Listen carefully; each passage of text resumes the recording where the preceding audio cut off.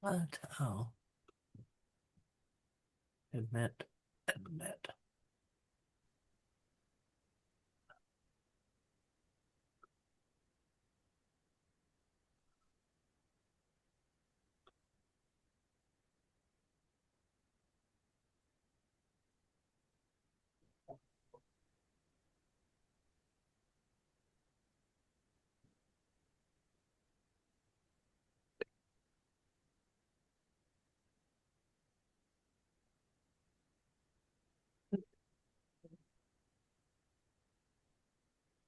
Morning, 1 Million Cups. I'm Amy Hughes with 48 Blocks Fine Candy, and welcome to our Wednesday caffeination session.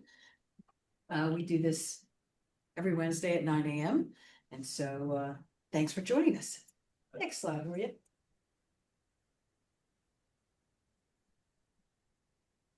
So 1 Million Cups is sponsored by the Kauffman Foundation, and they're working with communities across the U.S. to increase opportunities for people to learn how to take risks as well as own their own successes.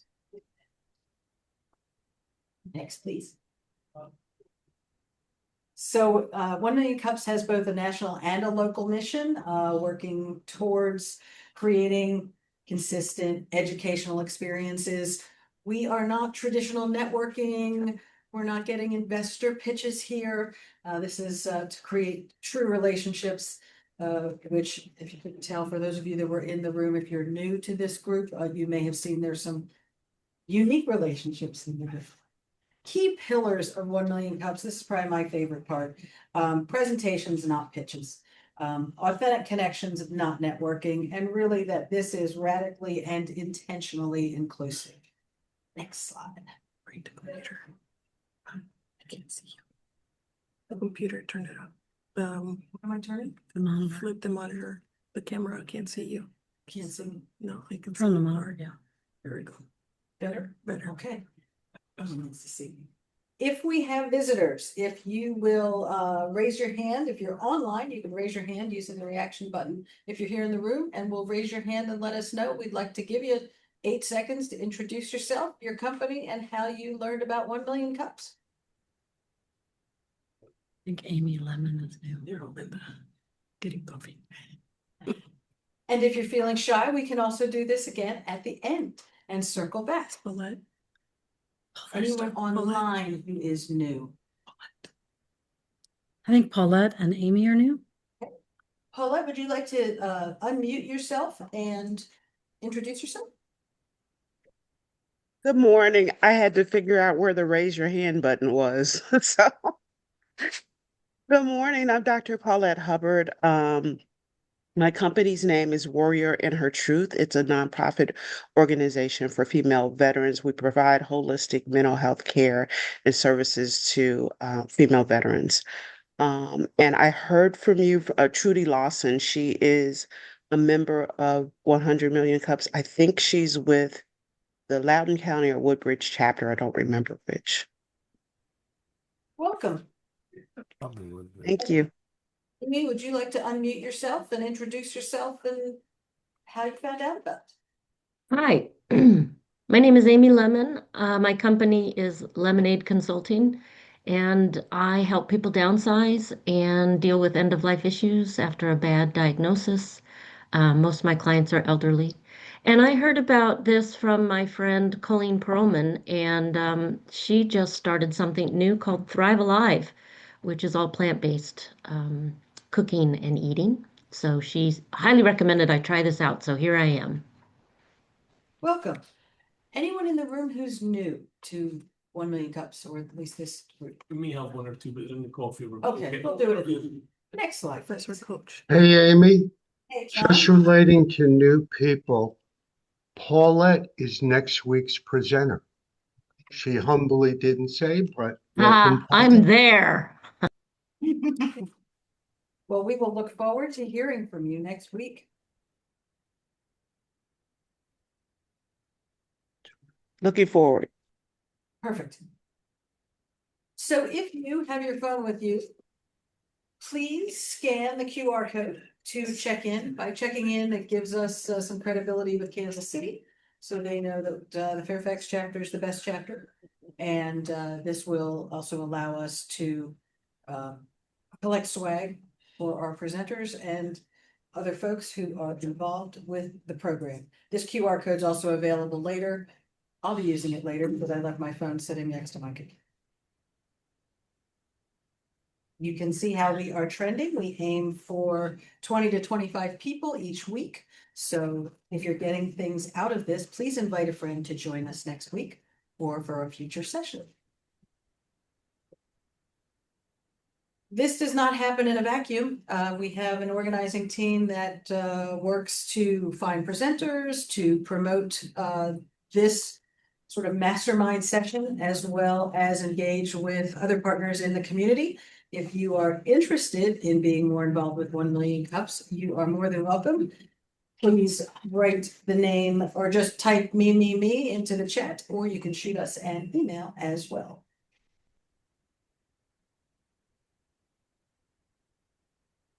So we have two sponsors. We have a location sponsor as well as a coffee sponsor. And our location sponsor is the Mason Enterprise Center. And Jen is going to tell us a little bit about that.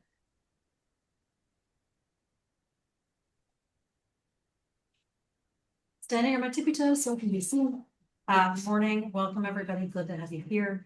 Mason Enterprise Center Fairfax is actually where we are every Wednesday morning, the first Wednesday of every month in person. Eddie Hill is our amazing partner. What makes Mason Enterprise Center unique is that they have over 20 mentors dedicated for all of their business lines. They have over 100 businesses that operate out of the center. It is an incubator, although they have a lot of tech companies and GovCon companies. There are other companies like teaching students how to play chess and all sorts of amazing things. So if you have a business and you're interested in scaling it, please check them out. If you're interested in attending great programming, they have some amazing events coming up later this month, March 25th. So you can go to the website, mec-fairfax.org, and check it out. They have very little space left, so you may only be able to get their programming. That's okay. It'll be awesome. Either way, definitely reach out to Eddie. He is worth having in your network. He's, again, been a great partner to us. We do quarterly networking events with them as well. We did one last week where we had a great turnout. So thank you, everybody who attended that. We really love seeing all of our community. With that, I'm going to hand it over to our coffee sponsor this month. She is a past presenter, award-winning, investment money getting, and we love her. Yes, I'm hyping her up. I'm her head girl. Hyacinth Tucker from the Laundry Basket. Thank you.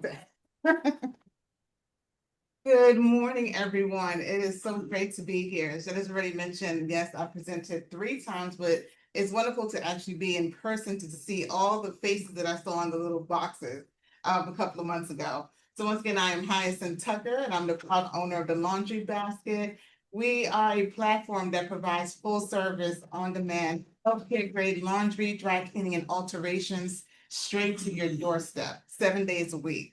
So we don't only work with busy professionals, but we also work with businesses as well, like gyms, spas, hotels, universities, airlines, and department stores, and also work for the government as well on the local, state, and federal side. So you all have remembered the story of how we've grown over the past 3.5 years. So it's just a pleasure to be here.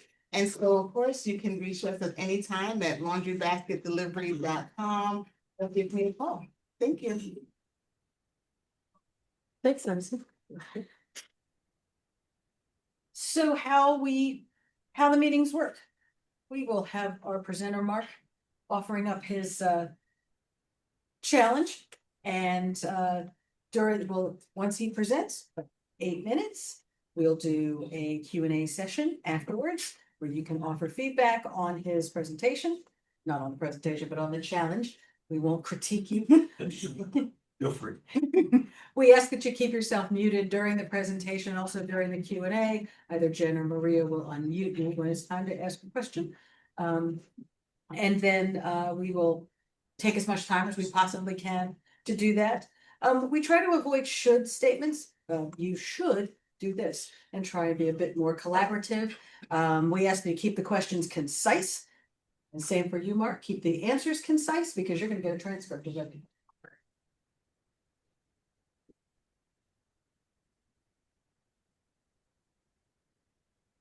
Sorry.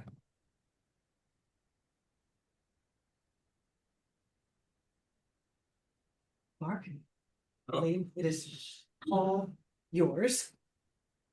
If you would introduce yourself and offer a challenge question here. There we go.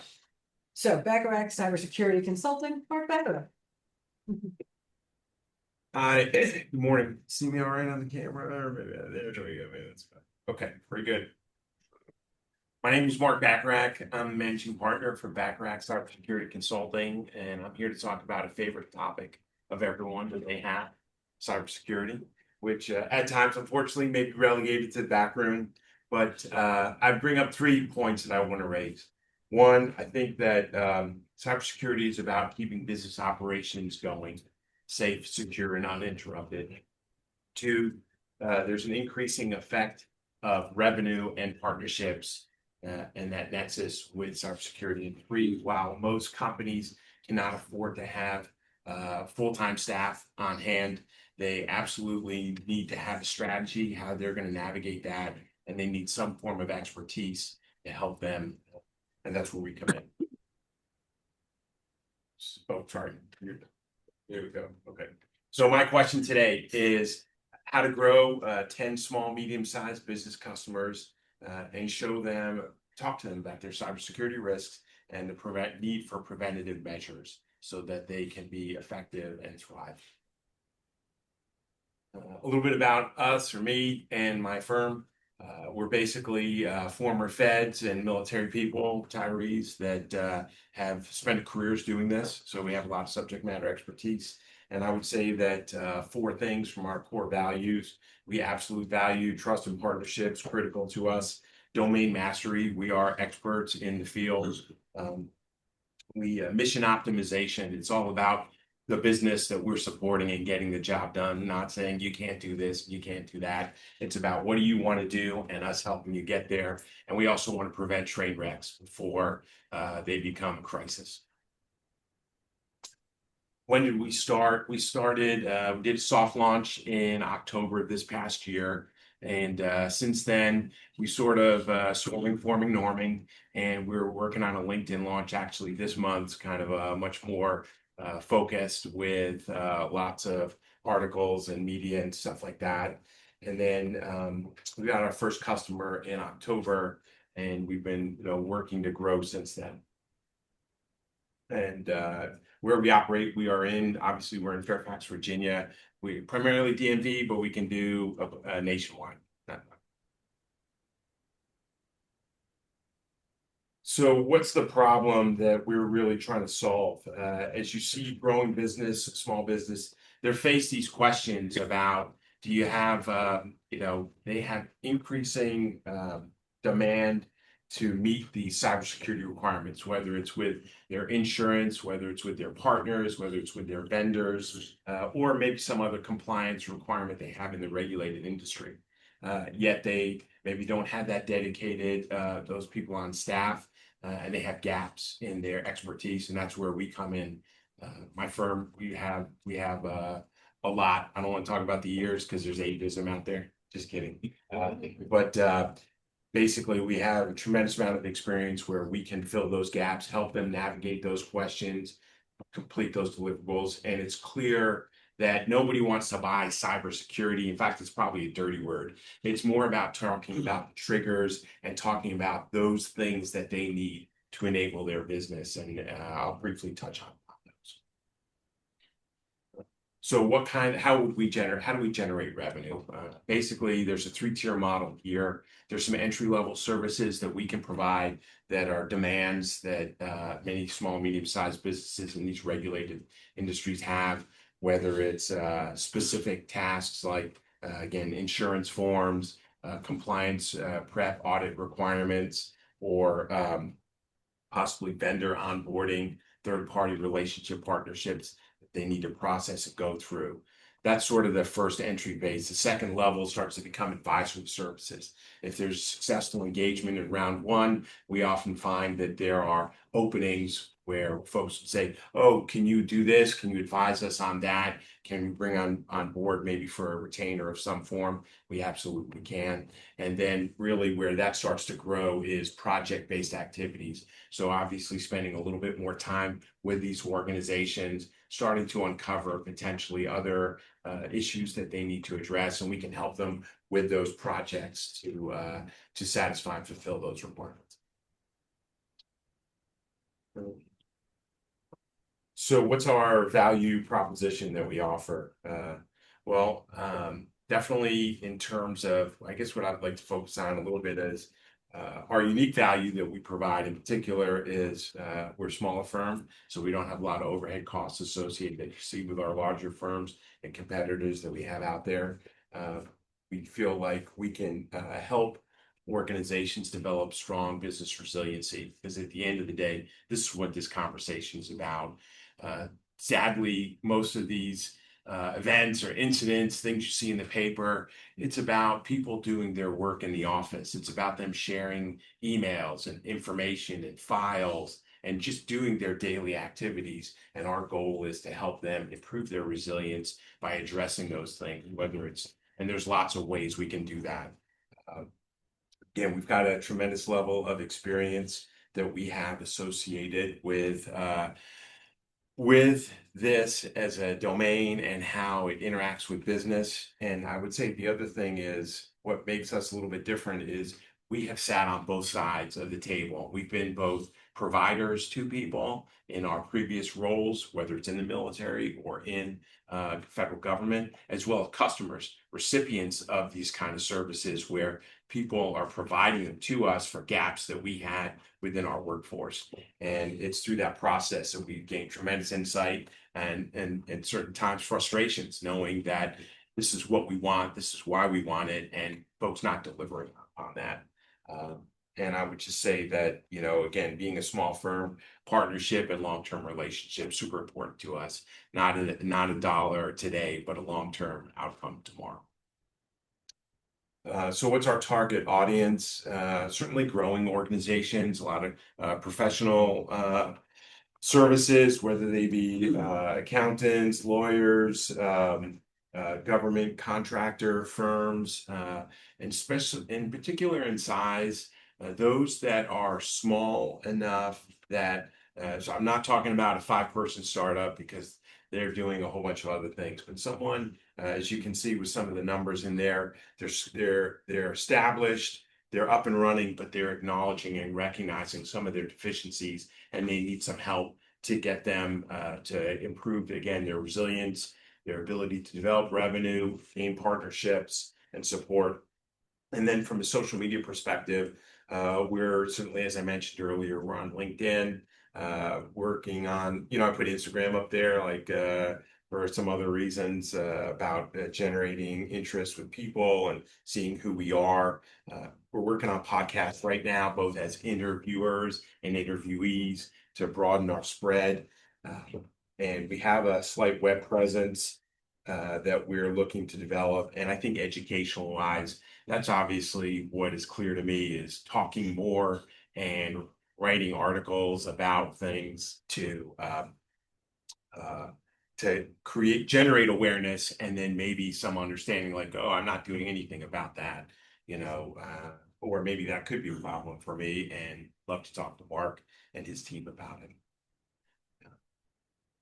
And, you know, the competitors, the big firms that are out here in the area that probably folks all know, managed service providers and also boutique firms. And we sort of have the ability to navigate. I think, again, from the first one, we're affordable. From the second one, from MS service providers, we have a little bit more. They're very focused on just technology implementations. And we have a little bit more executive leadership understanding that they can't provide. And the last group aren't necessarily interested in maybe a sort of ongoing but very specific engagements in time.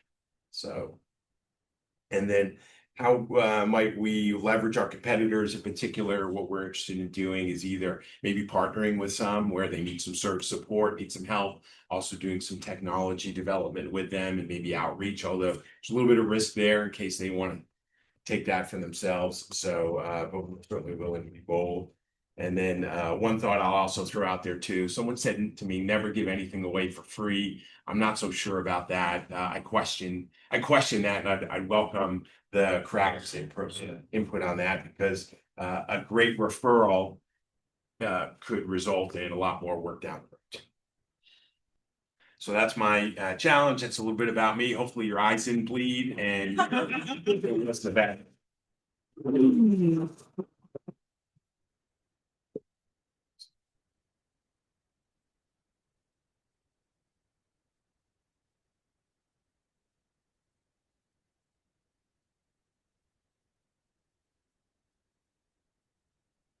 So many people in the room, it's so exciting.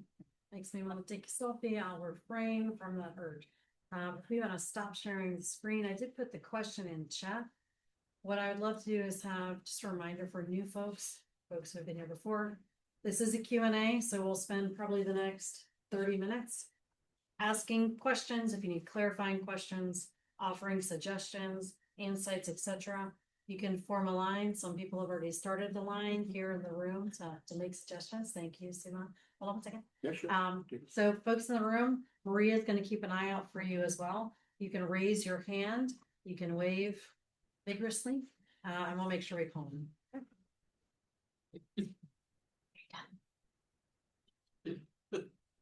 Come on. Okay. Mark, why don't you stand here and I'll just leave Yeah. out of the way. Do we have to go up there to ask a question? Okay. Yeah, Yeah, just I'm to make ready. sure people can hear.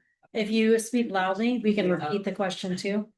So my name is Seeman Said. So I have about 30 years of background in cybersecurity. I think you and I discussed when you were sitting in the back. So a couple of things. I know it's going to be very challenging entering at this moment, because right now there's so many AI tools are coming up. The key question is, when you're going in to start looking at a new customer, are going to be doing any assessment? Because assessment is the key thing. Where the security posture is right now. Are they have any tool? How they do IAM? How they do zero trust?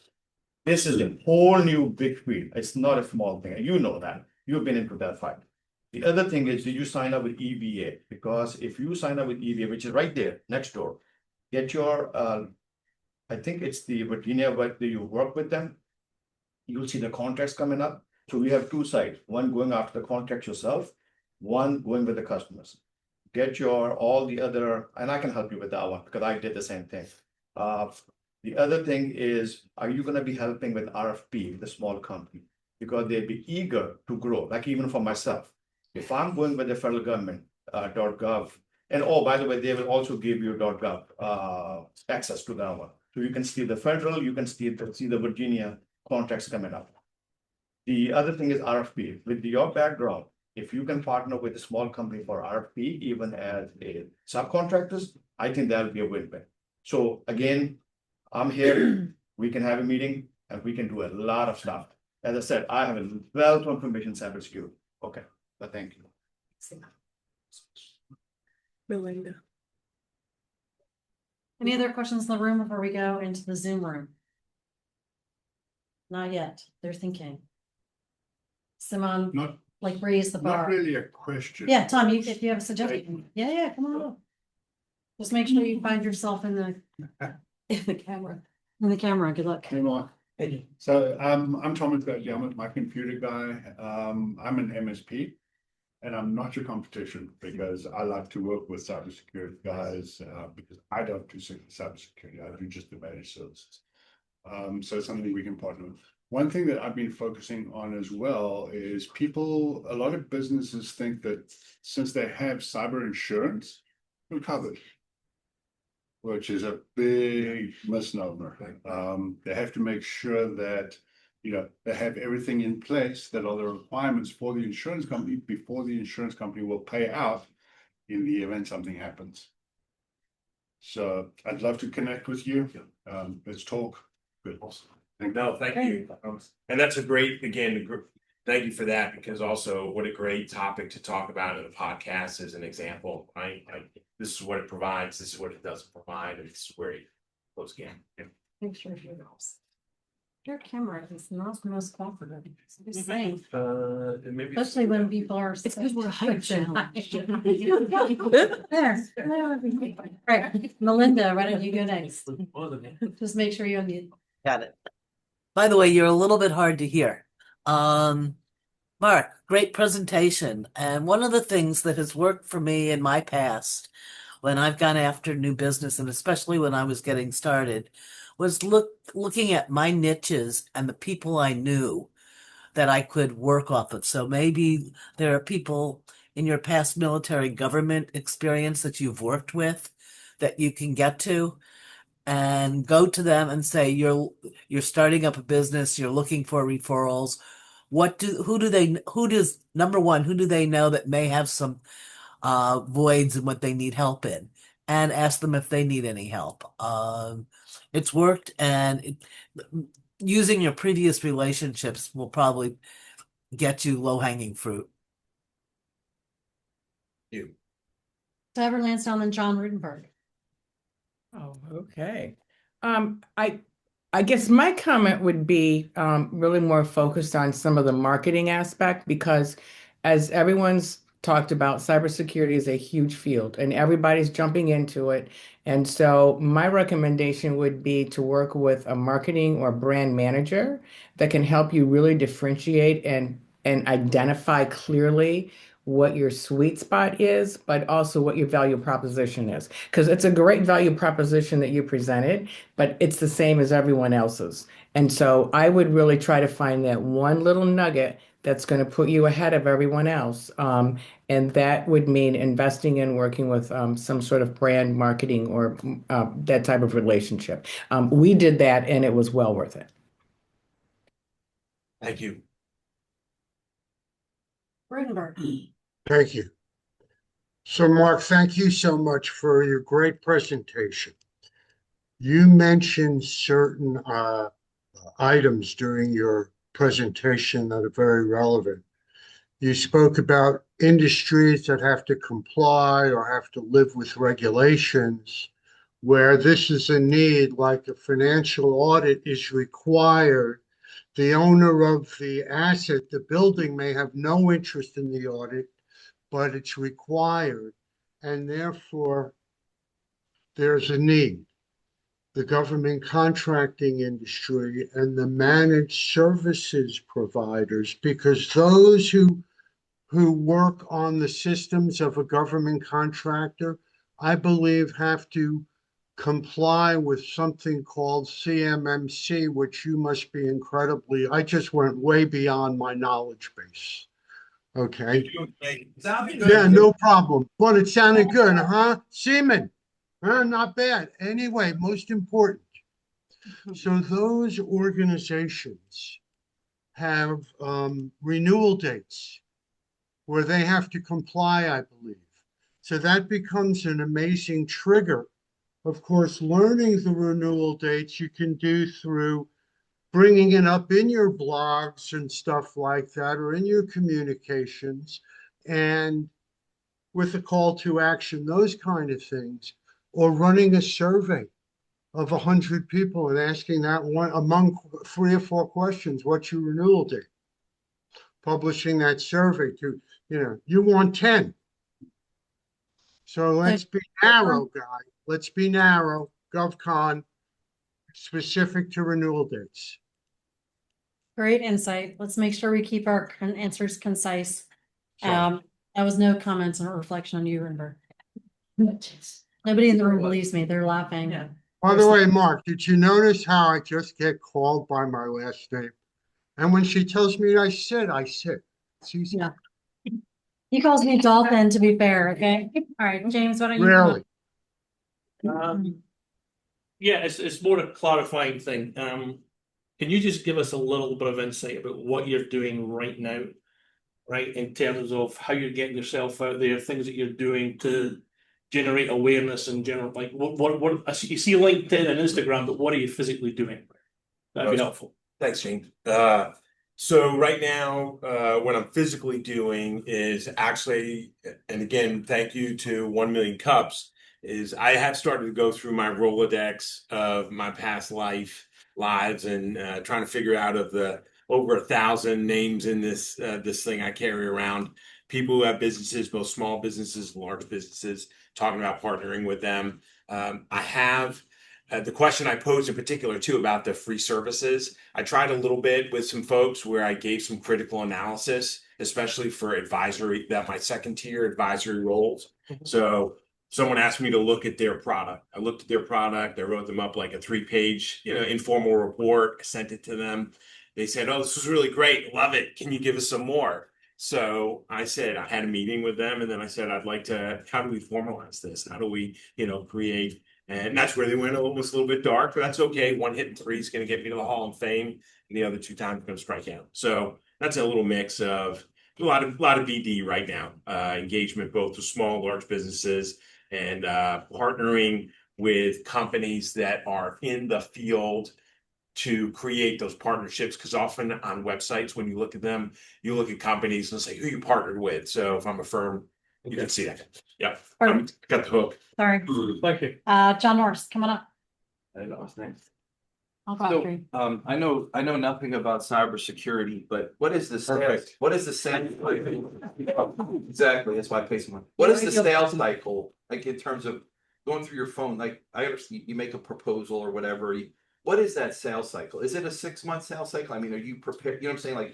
Like if you're selling cookies, you could make money today by selling a cookie. Right? You could present somebody a cookie, but are you waiting 6 months to formalize? Because I think that's one of the things that you want to look at. What is your sales process to condense that? If it is a 6 months, how do you make it 3 or because you need cash flow? Like how do you make it your process? Like like most of us have. I have a process. I mean, anyway, that's why I say find a process that works for you that would create the results in.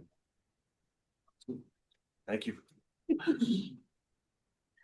Just a quick question. Earlier, you mentioned thinking maybe you would give something away for free. So to follow up on Norris's question, what do you have right now to start a lead in your pipeline? Are you doing an assessment? Are you doing a discovery call? Can you talk about the free thing you were mentioning earlier or what that might look like? Well, the example was of a company I worked with. They asked me to look at their stuff. It was a very informal relationship, and it was through friends. So I had known these guys. I worked with them previously. Groups left.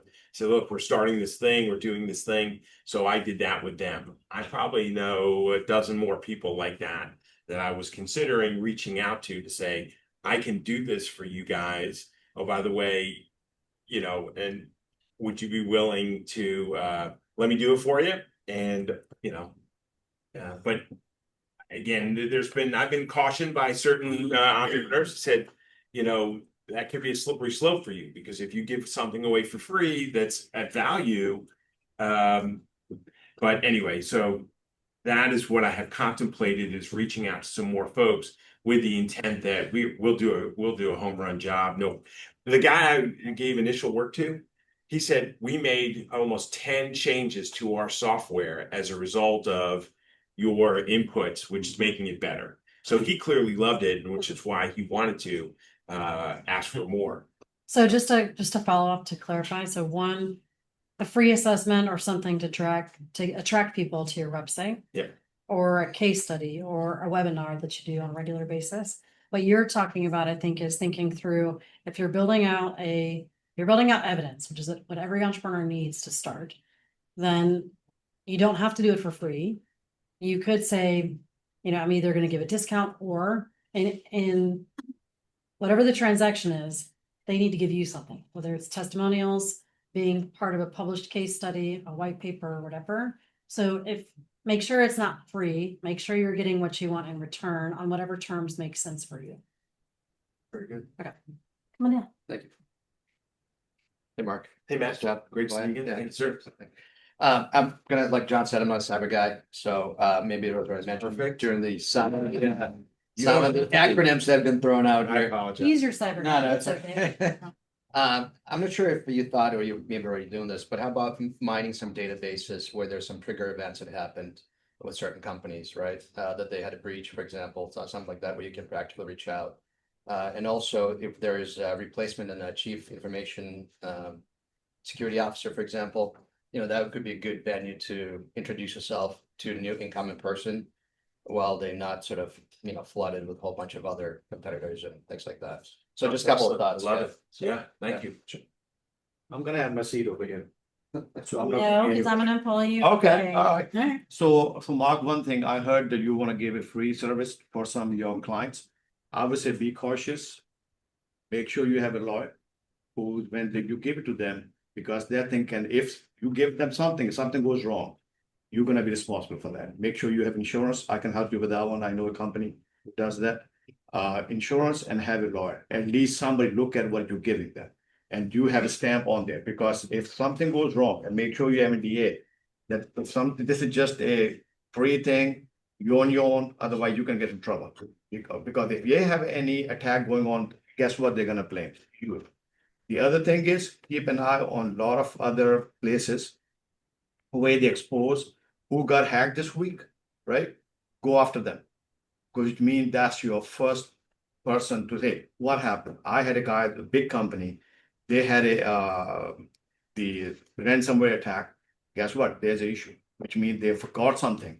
There's a million reasons what happened, but it's a good thing to go in and start assessment. I think that's would be a good start. So do that one. There's a lot of places you will see who's getting hacked, right? So just follow those. Yeah, I know. No, not mine, huh? We have lots of people online. They're just, Rudy. we'll do Rudenberg after Norse and then Melinda. You need to get a formal either Google review or testimonial from that client that you did that said it was wonderful. Right? You need some proof of your service, that you're doing service with a company. Second thing is, if you take on a free client, you're going to get experience. And if they're a good client, you collaborate. Hey, can we try something? Can I try something on you? If you're to enhance your product and processes and service, like use them. Like they're using you, but use them. We did that with one of our ventures. We started with a free partner, and we've learned, and they've actually taught us some things, which has helped us scale. So it's what you make of the opportunity. Don't necessarily listen to people. Create what you think will help you learn and then get to that next level. I mean, don't just like money is important. Obviously, you want to generate cash flow, but if they help teach you something that would differentiate you in the market or make your offerings unique, that's worth the gold.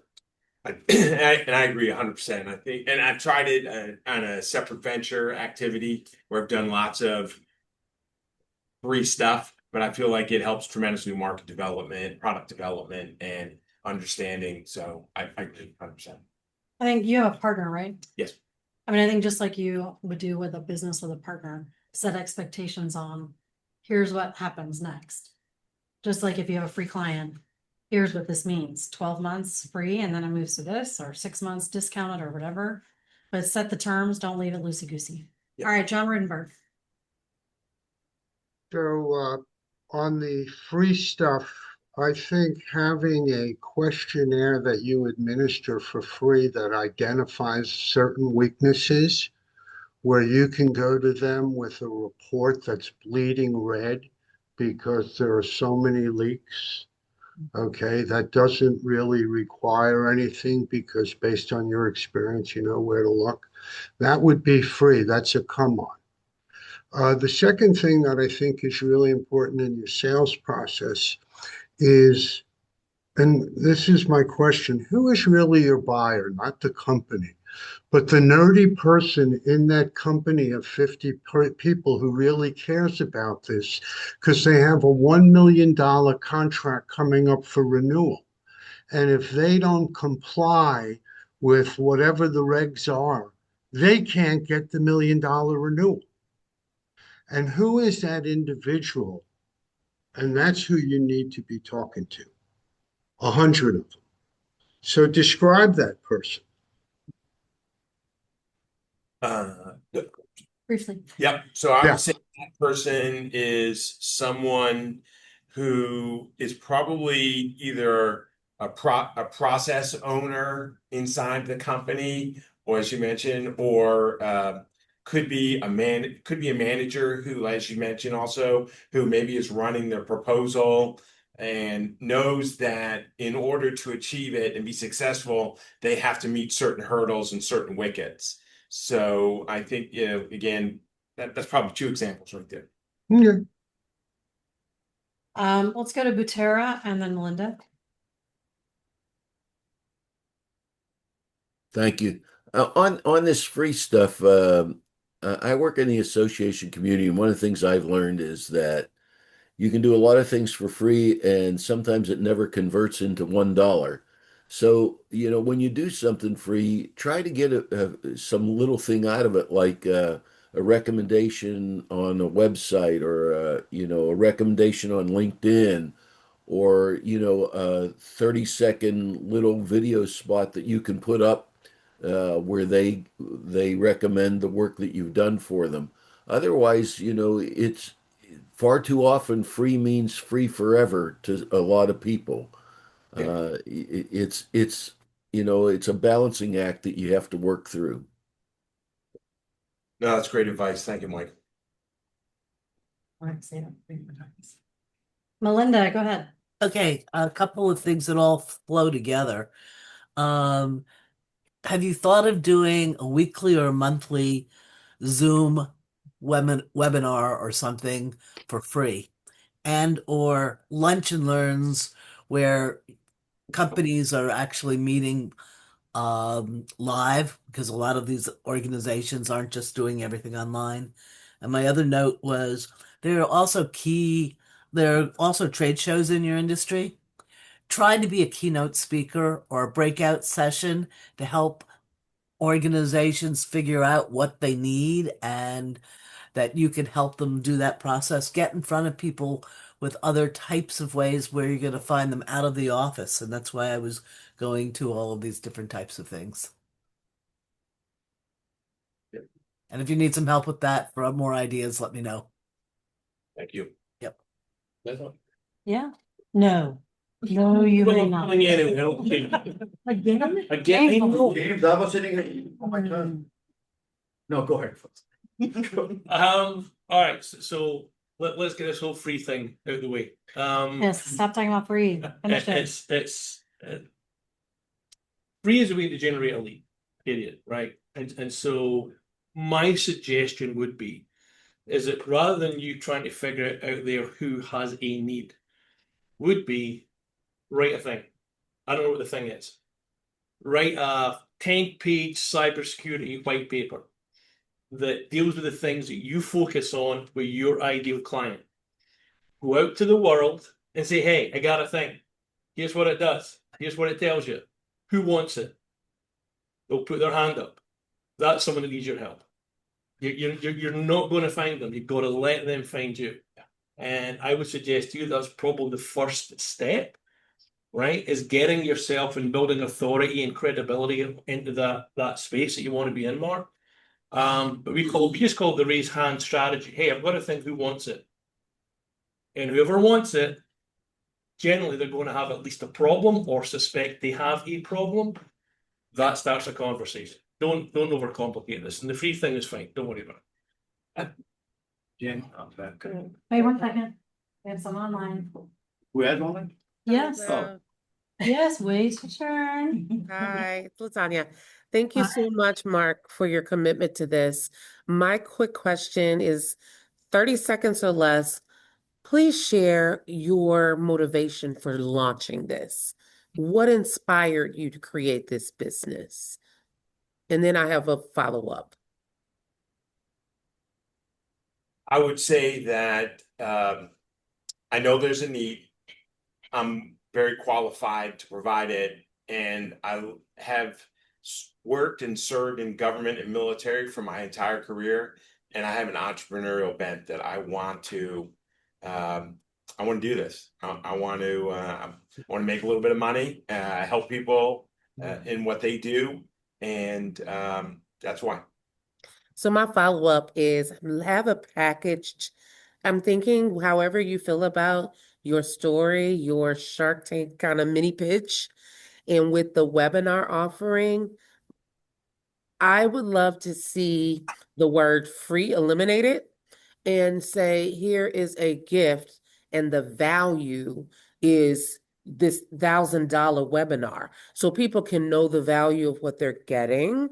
So when you are offering a package, my offering is put a value on it. Let people know if you were to hire me to do this type of webinar for your company or your team, this is $1,000 gift. That's my thought. What are your thoughts about that?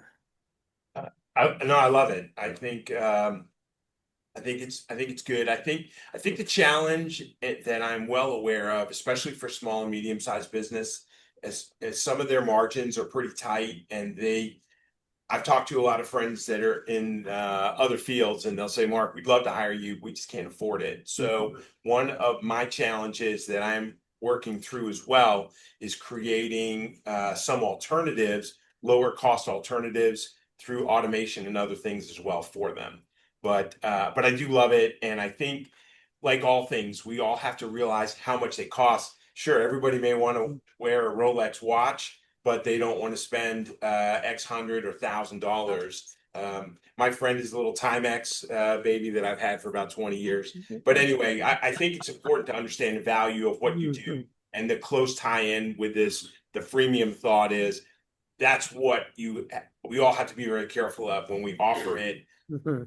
They don't necessarily, customers won't acknowledge or recognize that. They just think it's great. All right, so we're running a little bit low on time. I appreciate, Latanya, your thoughts, and I would work on your story a little bit. Yep. So that it's emotional, it connects, and people buy it.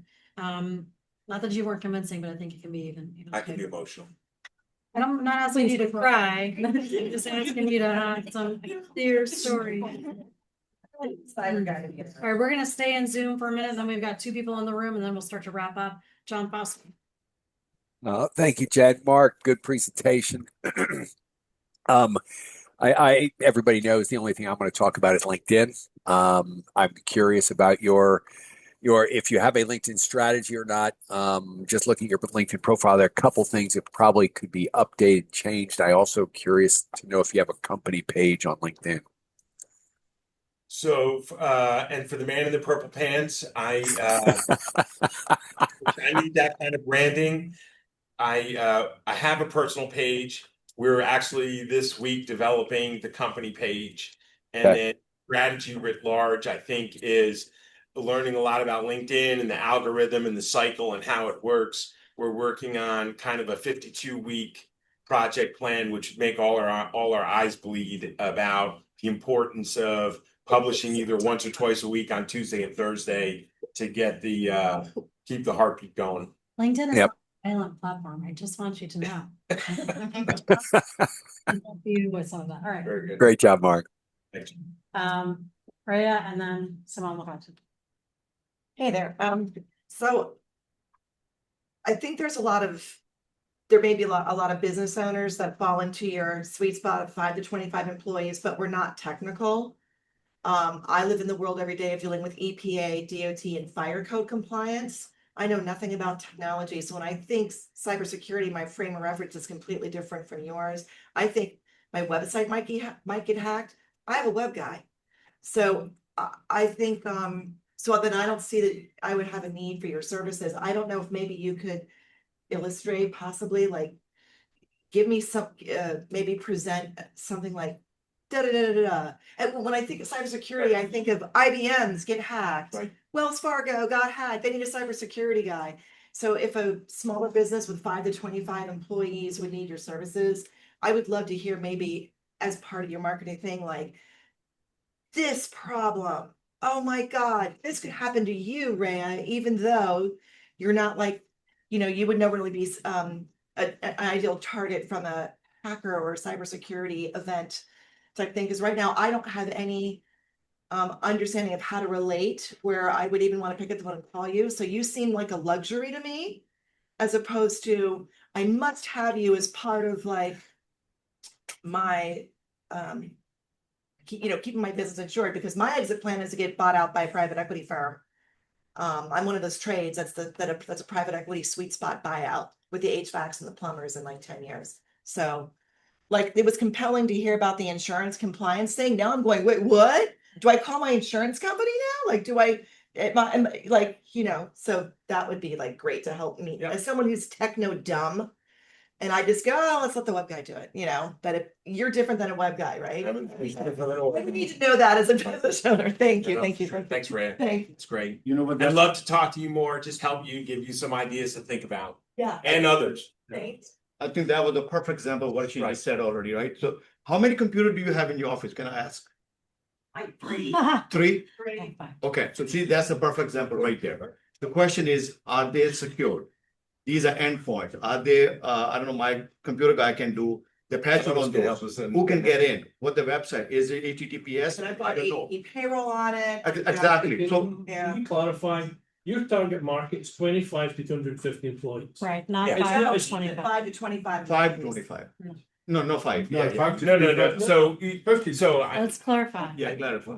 So I don't just, that is absolutely, yes, that is absolute target market. So 25. what Ray had talked about is, it's a different opportunity. It wasn't one I discussed today, really. But I acknowledge that it is out there. And the reason of my opening remarks where why and how do these events occur? They occur through normal business operations, sending emails, file exchanges. So in theory, smaller companies that have 5 or 10 employees, yes, they could have it. It's not an ideal, but like all things, it's a potential customer that I would never, like all of us, right? Would we ever turn up and say, no, I'm not going to do that. You're too small, but it's not the ideal. But ultimately, I think, and there is a little bit of my passion and talking about my story is that I think for as hard as Yuck Pain is working to get to where they want to go, there's risks that they like, oh, by the way, gee, I got 5 minutes before my next thing I got to do. Maybe I'll go to my gambling site online while I'm on the business computer. I just wanted to clarify, in case I had got it wrong. I thought I No. saw 25. Yeah. Then I apologize that I'm wrong, but Yeah. I actually am an online poker player, so. Don't do it from your work computer. Be out of time. That's perfect. So if I can just add quickly. 30 seconds. Mark, correct me if I'm wrong. Yeah. Mark will tell you what's vulnerable, what needs to be done, what needs to be taken care of and secure. And then I come in on the back end and make sure it's all done. He provides all that. Yeah. I implement you're- it and manage So you're it. a and he tells vendor you what- solution? Yeah. Got it. So he would tell you what you need to do. And then that ties to Tom, So we do have to. James' point about the idea of the ideal, a larger firm that has the resources is going to say, okay, Yeah. we love all your recommendations. Now we got to find a technical implementer. When you're smaller, you don't have that kind of luxury. So you say, hey, all in one. Well, and to be clear, any 5 to 25 person company could be your client a year from now. So if you onboard them now and you know they're trying to grow, that could be an investment strategy, but that's very specific. Less than 15 seconds. Yep. So we Thank met you. last week in a building over there. I forgot the number. If you walk on, what floor was that? Fourth floor. Fourth floor. If you go fourth floor, there are like 6 small companies in that. I mean, Right? Just walk in there, introduce yourself, leave your card and talk to them. You'll be surprised. You have one of the customer. The one I gave you the earlier was sam.gov. So We're on it. you're on it. Perfect. RFP subs, become a sub, you have a wealth of Yep. you data. said that earlier. Yeah, no, because You're now repeating RFPs are it. coming out. Alright. RFPs are coming out. You know a lot of folks, become their sub. Uh, The best one is you have a military background, go to military families, become a phishing exercise, show them. She just hit that. The phishing coming in, everybody will be vulnerable, right? Make sure that's a start. That's the best one I can tell you. Phishing, go with that one. Yeah. Don't go fishing, everybody. Don't go fishing. This is the. It's for the PH. Thank you, everybody in the room. Sorry, one more thing. Mark, thank you for your service. Thank you for your service.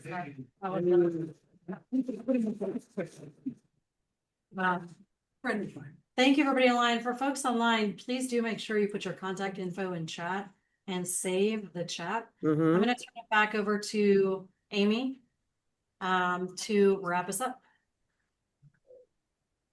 Just the camera again? No, maybe I'm good. I'll just stand I back changed here. the camera. Okay, perfect.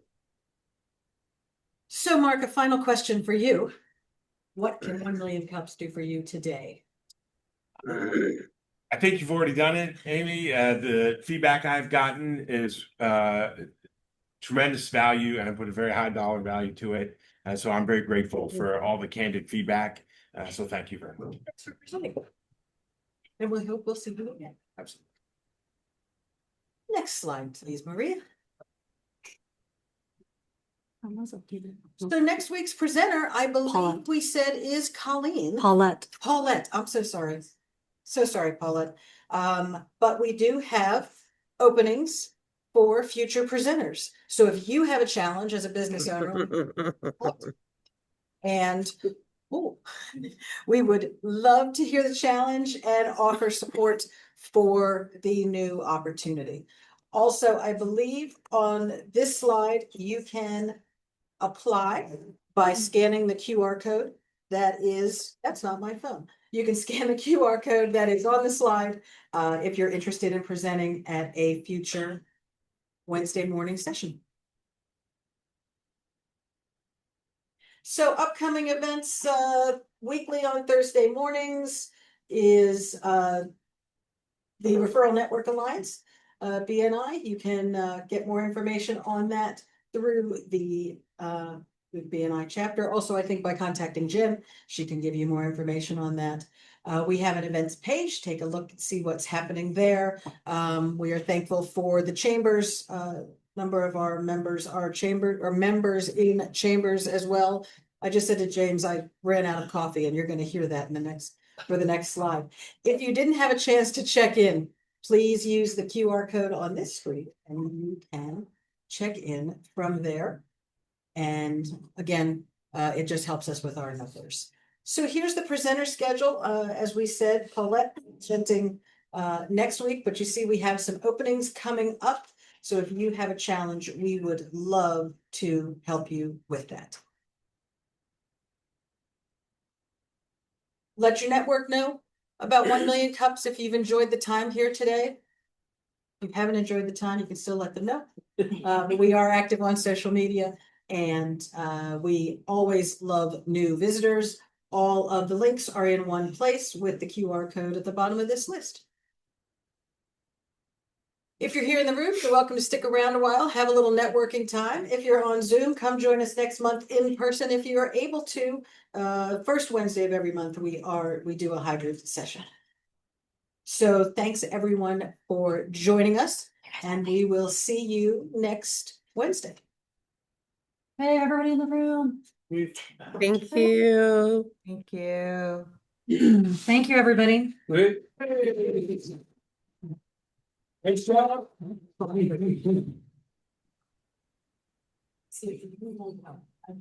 If you are interested in applying to 1 Million Cups, you can look at 1millioncupscom/Fairfax.